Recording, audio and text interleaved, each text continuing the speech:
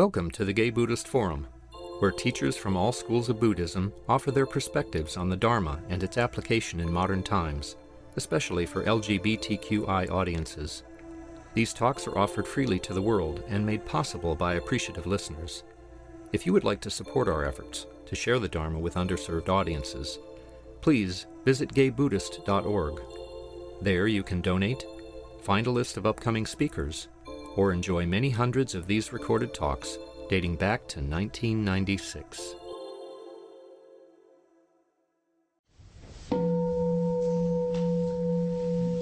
Welcome back to the Gay Buddhist Fellowship. Our tradition is to go around and introduce ourselves first, and then I'll introduce our speaker. Just by a show of hands, is there anybody here for the first time or after a long absence? Great, we'll try and... what's your name? Ben. Ben? Tom, great. Well, you can say it again as we go around, but we'll try and remember you. My name is Tom. Andrew. I'm Greg. My name is Michael. I'm Kay. I'm Jim. Don. My name is Roy. My name is Jeff. I'm Jerry. David. I'm Chisco. Clint. Larry. Ben. Dennis. Zen. Peter. Michael. Jack. Matthew. John. Tom. David. Paul. I'm Hal. I'm Richard. I'm Stephen. Bob. My name is Mark. Mike. Wonderful. So we have the pleasure of having Alistair Shanks back with us.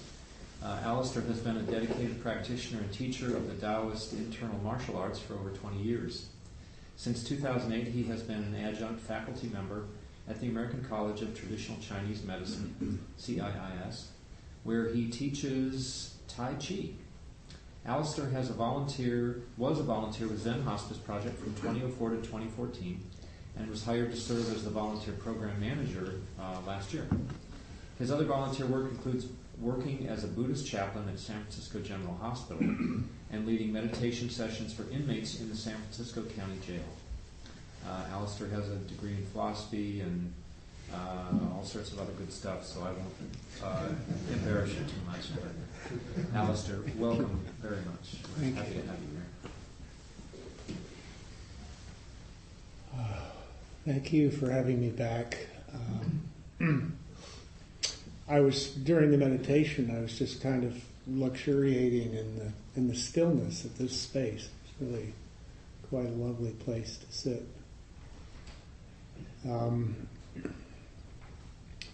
I had a very hard time settling on a topic to talk about today. And I was joking with John over there on Thursday that I still didn't know what I was going to talk about. And I think it was because there were so many things that I could have talked about that I was interested in. But what I ultimately ended up settling on was the topic of ethics. And part of the reason for that is that I did a talk recently at another Sangha on ethics, and it always stimulates my thinking and different perspectives on the ideas.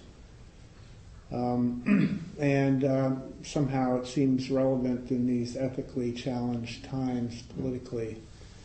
But I intend to steer well clear of the political aspect of it and talk really about it more in a very personal, day-to-day way. And I find that both the word ethics and morality to be problematic for me. They both seem heavily weighted with cultural baggage, not to mention personal emotional associations, feelings of associations of scolding, perhaps by various adults, Catholic nuns, parents, teachers. So I would like to consider the word ethics as more in the sense of non-harming. And in Buddhism, the term is ahimsa, harmlessness or non-harming, which is actually a notion that goes back well before the Buddha. In India, the Jains were practicing non-harming before the Buddha was even born. And for those of you who may not be familiar with the Jains, they were a religious sect that in their most extreme manifestation would have somebody walk in front of them and gently sweep the path so that they wouldn't inadvertently step on a bug. So I like this idea of non-harming. I decided to title my talk The Bliss of Blamelessness, which is something that I heard at a Dharma talk many years ago myself, and I really, it's always stuck with me. I really like that. The bliss of blamelessness. And for me, it's just about an awareness of how our actions can lead in different directions. Our actions and speech can lead toward harm or suffering, or it can lead toward well-being or positive outcome. And so there's this idea of just simply being aware of that possibility, that whatever we do can have the potential to go either direction. When we do something that harms another or harms ourselves, one of the things that it does is it creates remorse, worry, regret, agitation in the mind. So in a very practical sense, the idea of ethics or sila in Buddhism is the opportunity to keep the mind in a more open state for meditation. And I'm sure everybody here has had the experience of sitting in meditation and rehashing a conversation, an argument, a fight with a significant other, something that just you can't let go of. The mind just is agitated about this action that we took.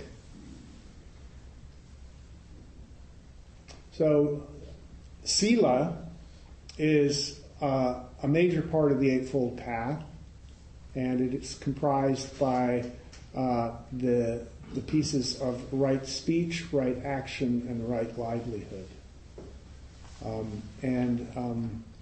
There's something that I read recently that Joseph Goldstein's first teacher, Munindraji, said that trying to meditate to achieve enlightenment without having a foundation of morality and ethics, of non-harming, was like getting in a rowboat and trying to row across a lake without untying it from the dock. So I think that's I like that because it sort of indicates how our actions are tethered both to the world and to our sense of well-being. So this idea of ahimsa, harmlessness, non-harming in our actions, both towards others and for ourselves.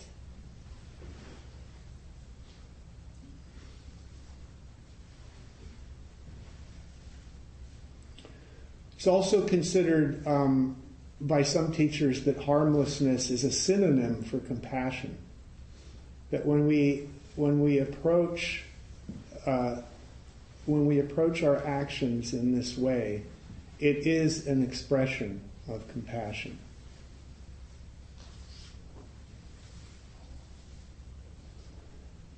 And in a very simple way, really it's about considering the feelings of others.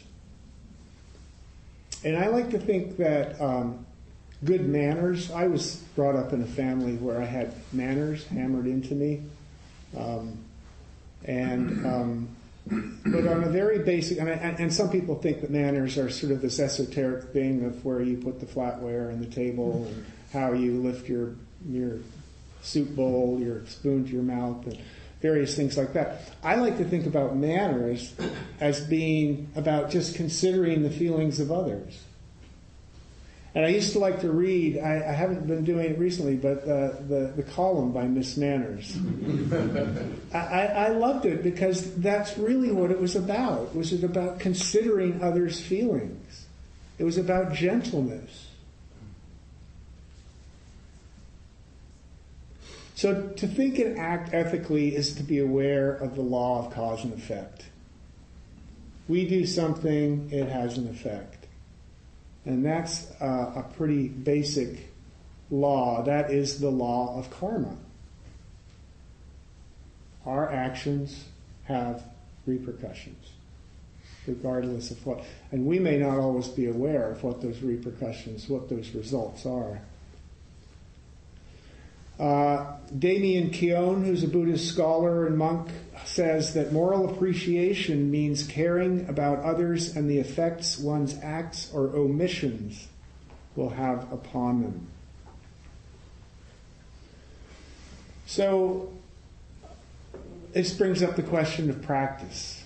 How do we practice non-harming? How do we practice ethics in the world? Obviously, within the structure of the 5 precepts, we have a pretty clear code of conduct. Not killing, not lying, not stealing, not engaging, not taking intoxicating substances, and not engaging in sexual misconduct. So all of those are things that can bring a heightened awareness to our place in the world. So, for instance, spiders. I'm a little creeped out by spiders, personally. I mean, there's little ones that I don't mind, and there's the skinny ones with the really long legs that aren't too scary. But some spiders are just, ew. However, I live in a house full of spiders.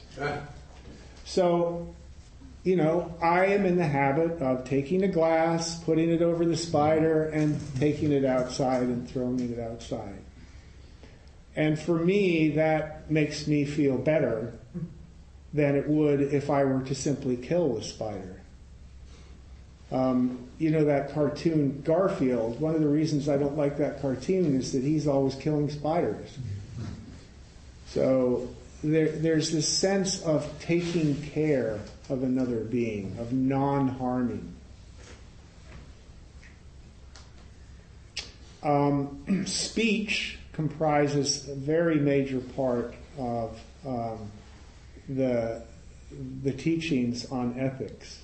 And I always found that interesting, that speech was such an important part. And I'm going to say more about that in a little while. One of the ways that I practice, I am in the unfortunate position of having to drive a lot in my life. I have a 7-year-old son who lives in the Sunset, and I live on Potrero Hill, and I'm constantly driving back and forth, and I have to drive for other things too in my work, and I find driving to be probably the highest level of spiritual practice there is for me. I find it incredibly challenging. And I also find that I'm constantly confronted with moral, ethical choices in the course of driving. And so if I'm in a hurry, and one of the things that happens for me is the merging thing. When you have 2 lanes coming into one and everybody knows that they're supposed to merge over, and you have the people that zoom up and try to get in at the last moment.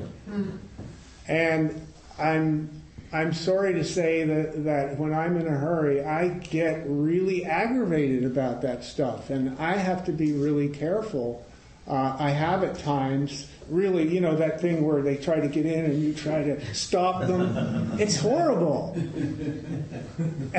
It really is. And in a sense of non-harming, when I do that, I feel agitated. I don't feel good about it. And in the times when I've been able to let go of that or wave somebody in, the opposite happens. I'm able to sort of open up, to relax, to let go. At the very least, this non-harming is about not harming myself, because it really does harm me to act in that way. It's painful. So when I was in graduate school, I developed I was taking a class called Mysticism and Social Change, and we were encouraged to do a project where we did some sort of practice in the world. And I chose as my practice driving. And as I said, I'm often in a hurry, going back and forth. And one of the things that you realize when you drive in this city, and probably most cities, is that nobody comes to a full stop at a stop sign. And in fact, if you do come to a full stop, then everybody else goes. So you sort of have to, roll through. And so I decided I was going to come to a full stop, because I realized that part of what that was doing to me, it was making me suffer. Driving can make me suffer.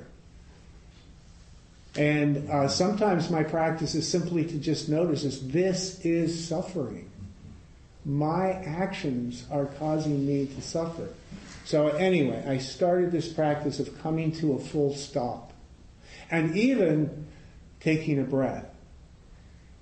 And it was really quite remarkable what a difference that made. But it brought up another problem: the people behind me. Because nobody stops, if you come to a full stop, and especially if you take a breath, they're like, what the hell are you doing? And so I had to balance those things. I was trying to practice non-harming in a way, and I was creating aggravation for somebody else behind me. Isn't that weird? So I started using driving in this way. Another thing that I would do, I realized that I was projecting all kinds of nasty things at the other people. I was in competition with them. They had malign intent. I would take it personally when people would not come to a full stop or not take their turn at a four-way stop. It was like it was against me personally. And so I started to send metta to people, regardless of what they did. May you be protected and safe. May you be happy. May you be peaceful. May you be free from suffering. I also like to think that that person is in a hurry. And I know what it's like to be in a hurry, and that person is suffering too. So to recognize the universality of that kind of suffering, even while we're all driving, was something that I found to be very helpful. And it helped to break the cycle somewhat of anger and that churning mind that I have. And I don't want to suggest that I've been totally successful at this and that now I'm the most polite driver in San Francisco. It's a practice. It really is a practice. And I think that we can bring that degree of mindfulness and attention to all of the actions that we take in the world. You wouldn't normally think of something like driving as being a spiritual practice, but it is.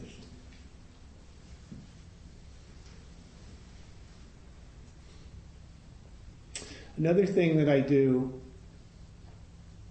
when it happens, when somebody does something that gets me reactive, is I just feel how it feels in my body. I notice the energy, the clenching in the chest or the throat, the racing of the heart, the resistance. And just simple body awareness, coming back to my body, just feeling my physical body can be very helpful.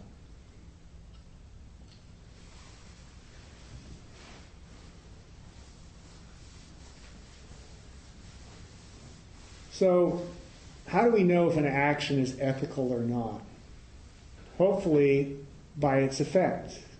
Cause and effect. We do something, something happens. If it has a beneficial effect, then, at least theoretically, that should be an ethical action. But there's another aspect to action and acting in the world and karma also, and that's intention.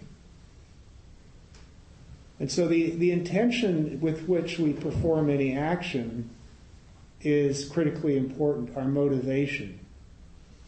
And that's something that, motivation was something that I struggled with for a while when I was first a hospice volunteer.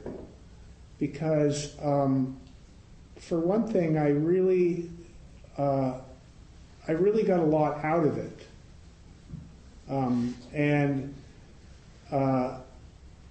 It was also something, it made me feel good about myself. And so I thought to myself, well, why am I doing this for myself?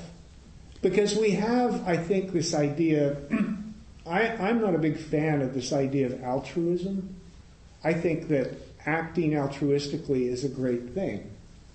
But I think that I'm not entirely sure that any action is completely altruistic. So I started examining my intention at hospice every time I went to do my shift. And just the idea of motivation in general. You know, what is motivation? Is motivation ever pure?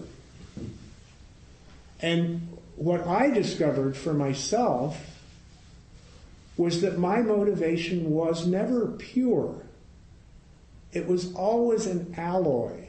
It was always a mixture of wanting to do something good, wanting to do well, wanting to help, and getting a good feeling or getting something from there was some self-identification. And the conclusion I came to is that until at some point I become a fully awakened being, right, in several eons, I am always going to have some self-identification with my actions.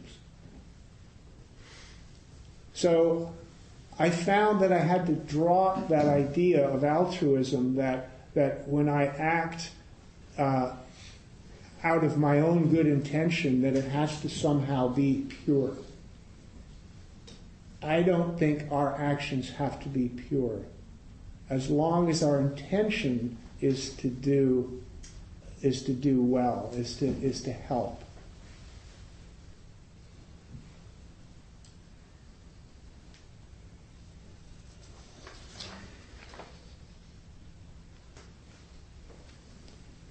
We can also do things, and this is a tricky thing about intentions, we don't always know what the effect of our actions will be. We can't know. Our actions ripple out in the world like, ripples in a pond. You throw a stone in a pond and the ripples go out. And we don't know what happens on the far shore. And so sometimes we can do something with the best of intention, and I've had this happen where I've walked into a room, wanting to be the good hospice volunteer and introduced myself, and they've thrown me out. And I felt, oh shit, I caused them distress. So really all we have is our intention, and we don't know how it will be received. We can also say something to somebody that might be hurtful to them in the moment, but it might be just what they need to hear at that time. Compassionate action is not always really nice. So I'm thinking, for instance, with people with addiction problems. I have struggled with addiction in my past, and I know many people who have, and I, did an intervention for a friend. I know what that feels like. Sometimes you have to say to somebody, You are harming yourself, you are harming others. And they don't want to hear it, and it causes them suffering. But it needs to be said, or in the long run it may be beneficial. So it's never quite so simple that we just act in one way and everything is good, we act in another way and things go bad. But intention is the key. If we act from good intention, then I think that that's all we can do. We can't control the outcome.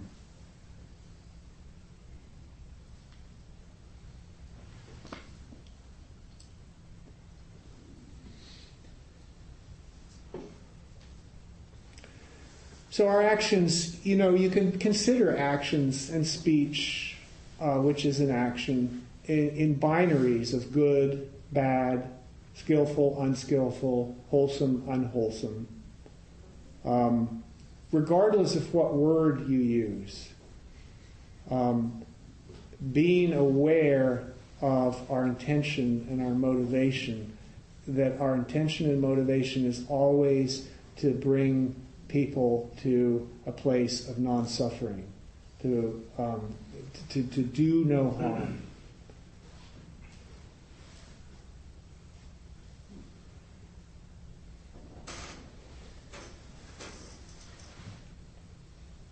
One of the things that I emphasize in our hospice trainings is just simply love.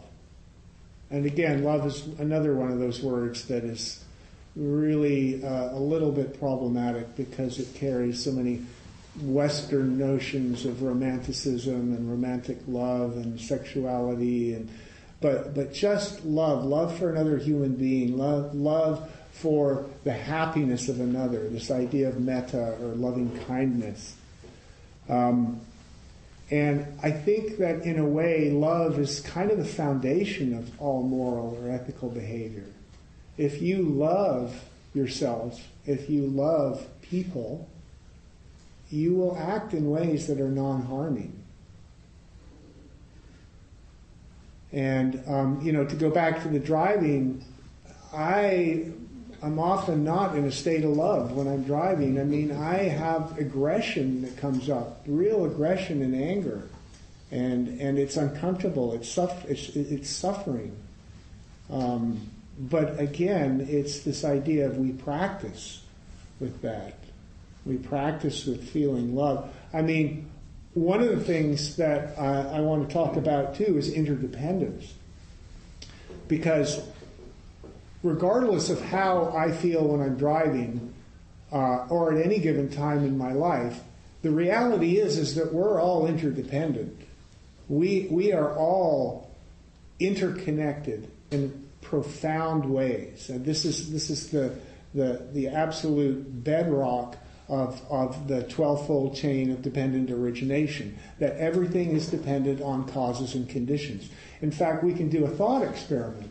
Just sit here and look around the room and see if you can see or think of anything that is not dependent on other causes and conditions.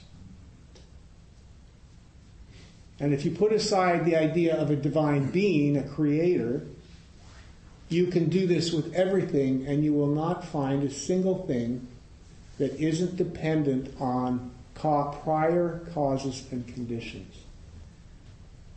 Thich Nhat Hanh calls this interbeing, that we all inter-are.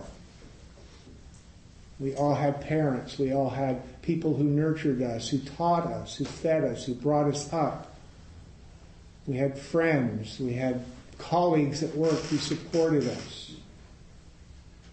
Our parents and the parents before them, everybody is in that same situation.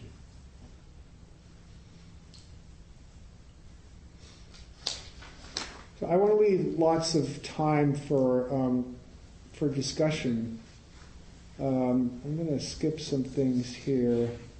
I will read this, that I mentioned this theory of dependent origination, this 12-fold chain of causation. that everything owes its existence to everything else. And as this Buddhist teacher Dharamsiri put it, because my existence is dependent on the rest of the universe, I naturally owe a debt and an obligation to the rest of the universe.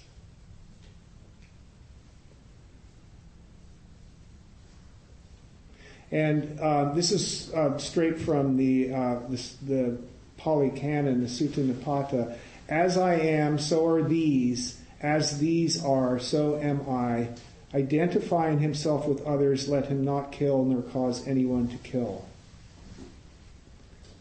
And I'm just going to read one more quote by the Dalai Lama because I find I really like this one. He says, I often joke that if you really want to be selfish, you should be very altruistic.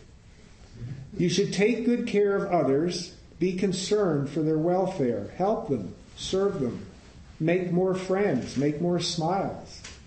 The result? When you yourself need help, you find plenty of helpers. If, on the other hand, you neglect the happiness of others, in the long term, you will be the loser. And that gets back to what I was saying earlier about the idea of altruism or the purity of motivation, is that I really don't think it's a realistic thing to hold on to, that some degree of self-interest is actually it's not a bad thing. And at Zen Hospice Project, we train people to recognize what we call the mutuality of service. That when I sit with somebody at the bedside and they're dying, is that I may be giving them something in terms of my presence and compassion and companionship, but I'm also getting something back from them. And that our relationships with people at the end of life are mutual. And what I have found is that people, just because people are at the end of life, it doesn't mean that they want to turn into people who just want to take. They want to give too. I've walked into rooms many times and people, I'll sit down and they'll ask if I'm comfortable, if I want some water. I mean, people are concerned with my well-being. I have a friend who developed, a few years ago, developed a chronic terminal lung condition. And he was going to die in about a year, maybe more, if he didn't get a double lung transplant. And I started going to visit him once a week over in Berkeley, and we would just sit around and talk, and he was gasping for air, which is something that I can understand because I have grown up with asthma. But he was tethered to this long tube of oxygen and a compressor, and he was like really tied to his house. It was almost like he was a prisoner. And as he waited for this double lung transplant, we talked about his ambivalence about whether he wanted to do it, because somebody in that position, a double lung transplant has about a 50% success rate. And even if everything goes perfectly, you may still die after 20 years. And so he was struggling with all of this, and I would go and see him, and we would have these wonderful talks. And he had not really been a friend of mine prior to this. He had been an acquaintance. He had been a hospice volunteer. And when I found out he was sick, I actually ran into him on the street before he was too debilitated. We sort of struck up a friendship. But there was a certain point in our relationship when he looked at me and he said, "Would you have become my friend if I hadn't gotten sick?"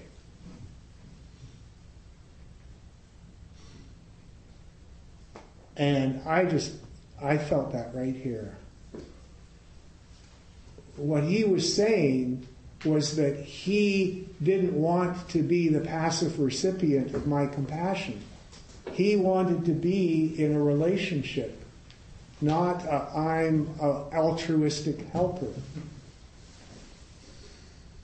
And I find that to be true with everybody that I've met in hospice.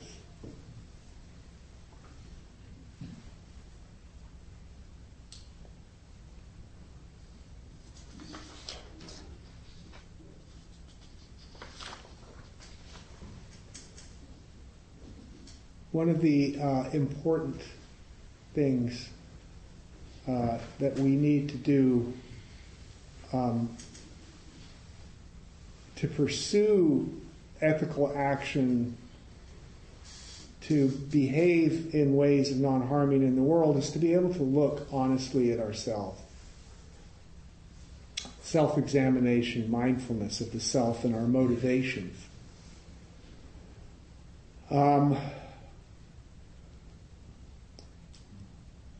The teacher Adyashanti says, if you look at the human beings throughout history who are seen as exemplars of very spiritually awakened people, there's one thing you can always find at their central core. They are always people who had an absolutely ruthless honesty and integrity with themselves. So sometimes behaving in non-harming ways requires that we really look at ourselves and see the ways in which we manifest aggression or anger or act in ways that are hurtful to others or ourselves. And that's not an easy thing to do. And in saying that, I immediately recognize how easy that is to tip into self-judgment, into superego, into feelings of worthlessness or not good enough. And I myself have struggled with those sorts of feelings a lot in my life. And the one thing that I know is that whenever we look at ourselves, we try to look at ourselves honestly, we have to do it with deep love and compassion. And one of the techniques that I have used to do that is to see myself or conjure up an image of myself as a child. Because I am that child. And we all, we're all in adult bodies, but our emotional conditioning was set by the time we were about 6. And so I hold, when I find myself in one of those super ego judging states, I try to hold myself, I try to see myself as a small child who didn't understand, who was suffering. And it is suffering to feel that about yourself.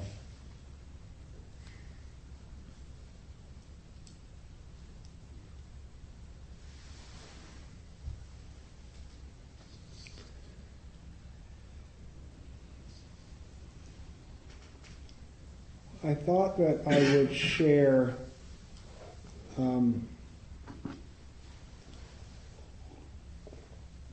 story from hospice that was an ethical conundrum for me.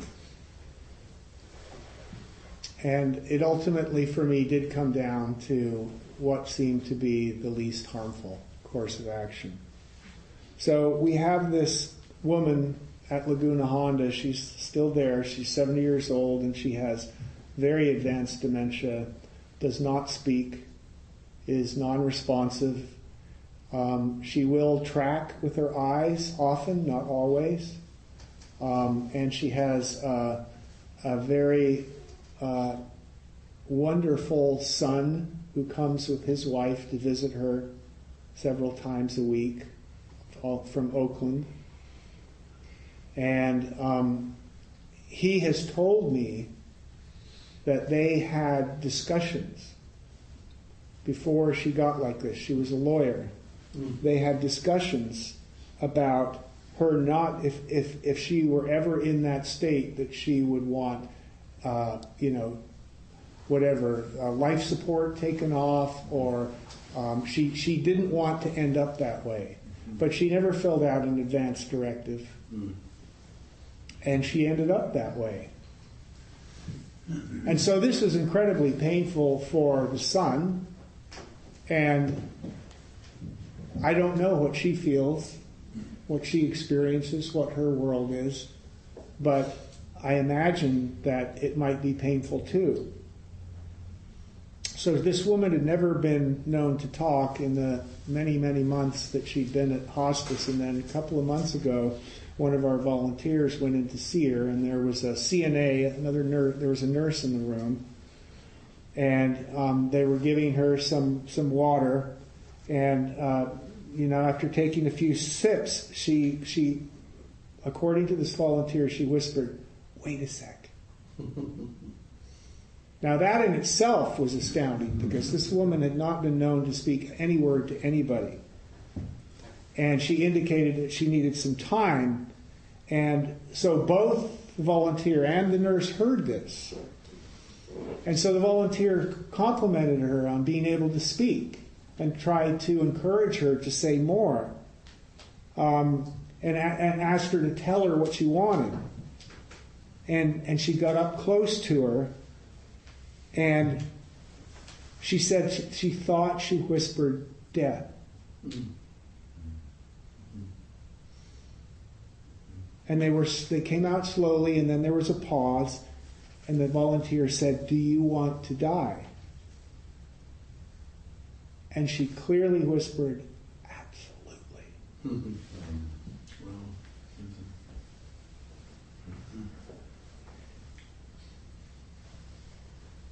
Now,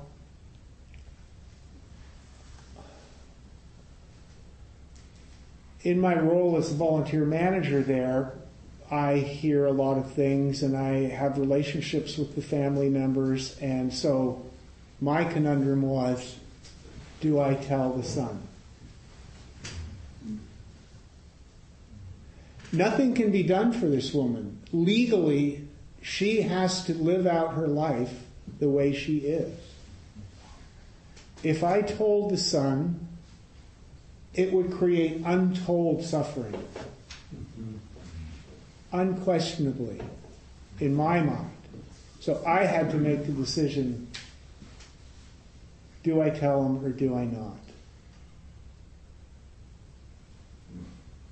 I decided I couldn't tell him. And it's not really my place to make that decision, but I just didn't want to create that degree of suffering for this beautiful man.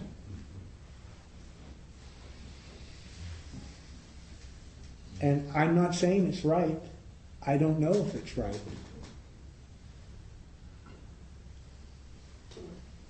But my metric was what is going to cause the least harm. That was it.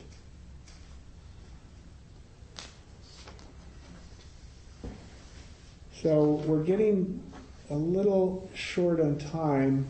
I'm just going to read one thing here, just by Ivor Smith Cameron. I wonder what would happen if I treated everyone like I was in love with them, whether I like them or not, and whether they respond or not, and no matter what they say or do to me.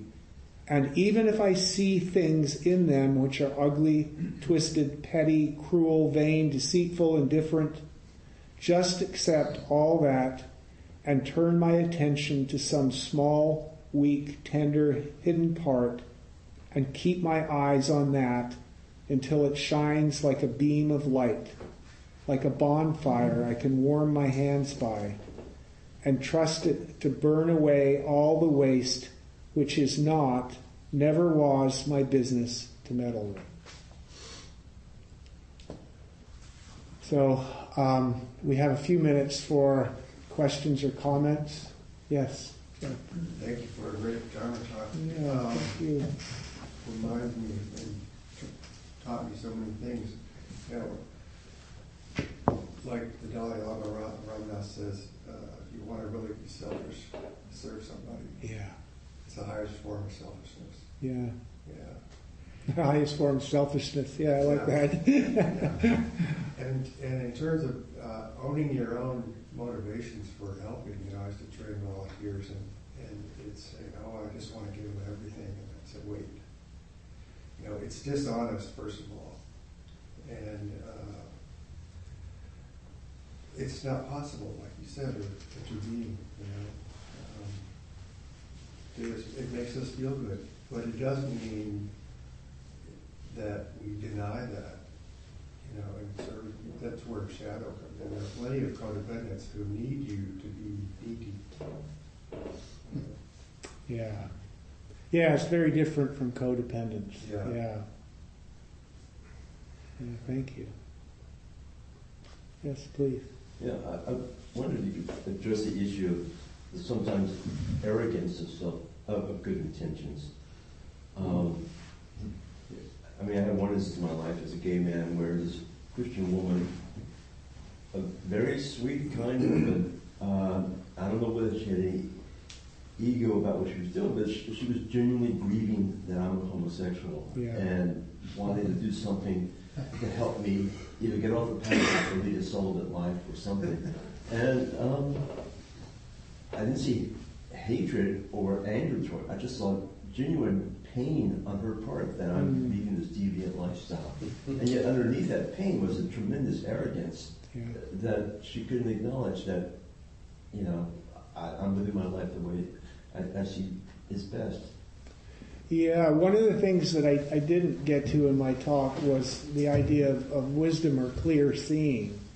And that's actually a critical component, is to be able to see things as they are, which is the role of mindfulness. Mindfulness is the practice of increasingly trying to see things as they actually are.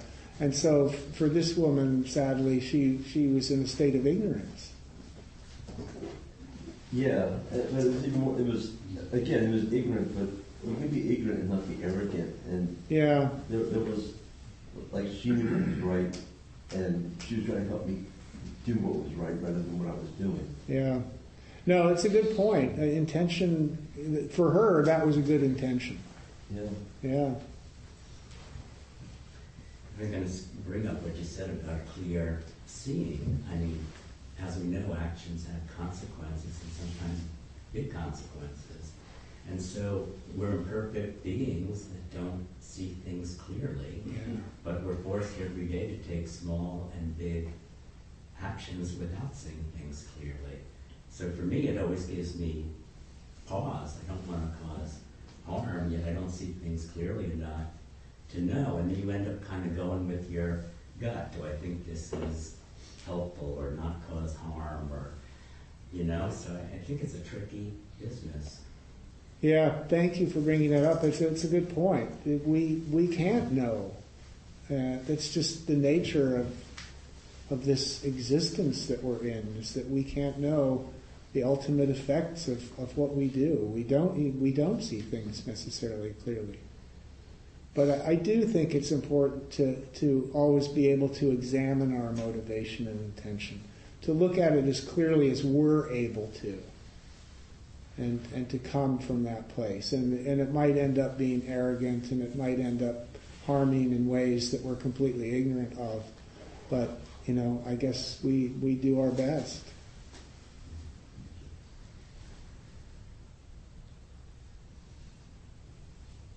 Yes, please. So I got to ask this question. So the woman who was Laguna Honda, did you tell the son that she spoke, or? No, I did not. We haven't that far. Okay. No. Okay.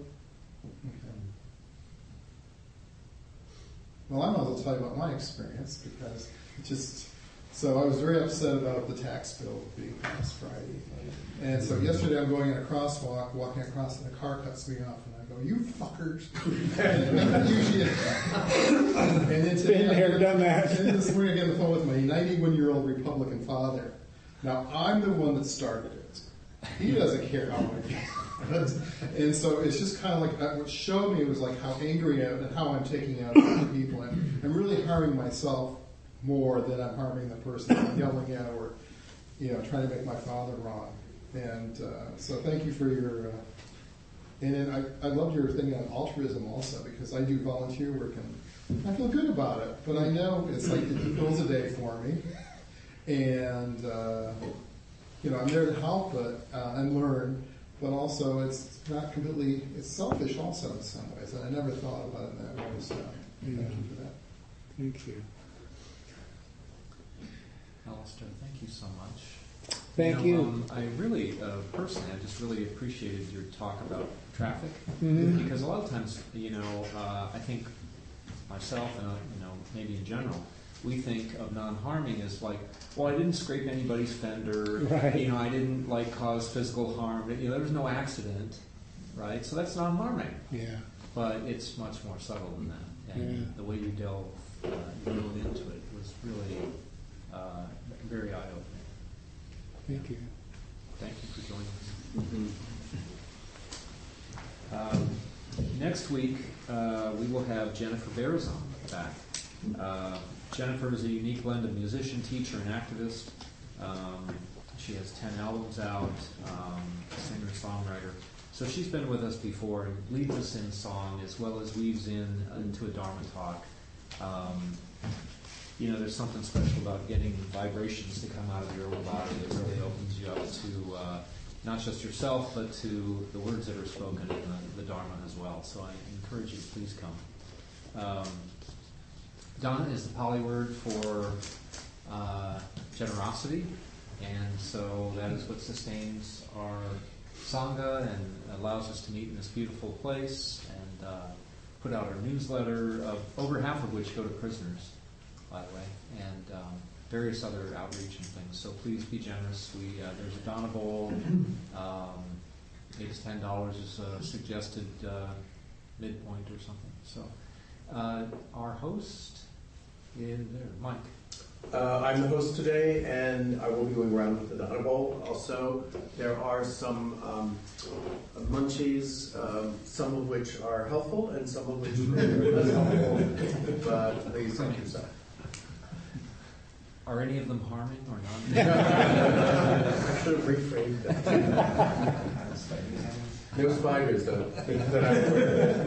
I have arachnophobia, too. Great. Jeff? Hi.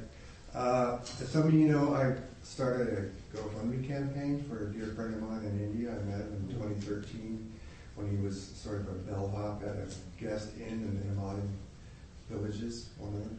And he's from a peasant village. His father left him and his family when he was 6 years old. When he was 14, he had to get out of school because his mother became ill. He had an older brother who was chronically depressed. But ever since he was 14, always wanted to buy a taxi and go into business for himself. He's very smart, like a lot of young men in India who have no credentials, and if they're lucky, they get a job like his that he has now in Delhi, the most polluted city in the world, working 12 hours a day, 7 days a week. And it crushes their souls. And so I started a campaign to try and raise $18,000 to buy the taxi. And the selfish disclaimer here is that I get to go to India, and includes my travel expenses. But if we get as little even as $8,000, we can get a loan for the remaining amount, and then any additional donations would go to paying off the car. So we're at $2,400 now, and when you think about your hula hoop of generosity this season, please include Kamal and his family. I have on the table flyers with tear-off web address you can take, and the whole copy of the story itself is out there as well. So thanks. Other announcements? Yes. I have a ticket for Follies, the video of the British production in Berkeley for next Thursday. And it's really a great recording, and it's a Sondheim musical, and it's been done in London and the United States the last 2 years with great success. It's just an amazing show, and it really gets people who have aged a little bit. It's very provocative. Is it live or is it film? It's a video of the play. It's pretty filmic, but it's a video. It's a series that they do with the National Theater productions, sometimes the other big theaters over there. Excellent. It's in Berkeley, as I didn't say. Thursday, 7 o'clock. Excellent. Well, are there any other announcements? One addition, I just wanted to say the reason I'm going to India is because I would oversee the purchase of the car out of the funds itself, so it's not going to go through family account or anything like that. That makes sense. Wonderful. Let's gather in a circle for our dedication of merit.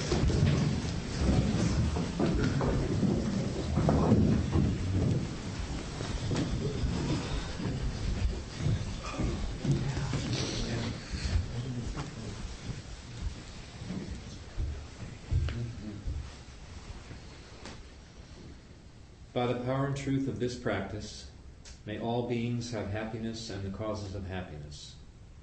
May all be free from sorrow and the causes of sorrow. May all never be separated from the sacred happiness which is without sorrow. And may all live in equanimity, without too much attachment or too much aversion, believing in the equality of all that lives.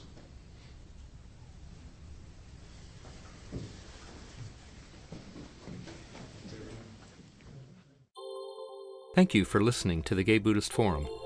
If you would like to hear several new talks per month and be notified of upcoming speakers so you can participate live, please subscribe to this podcast, like us on Facebook, and join our mailing list by visiting gaybuddhist.org.